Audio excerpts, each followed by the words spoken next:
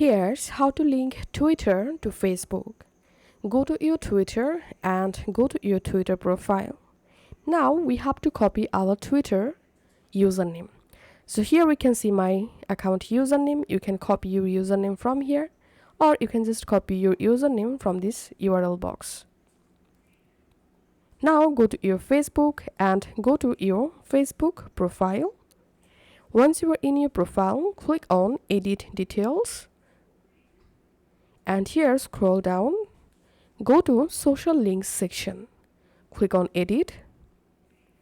Here again click on Edit, Social.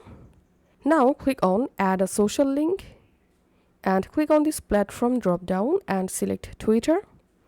And in this username box, paste your Twitter account username and click on Save.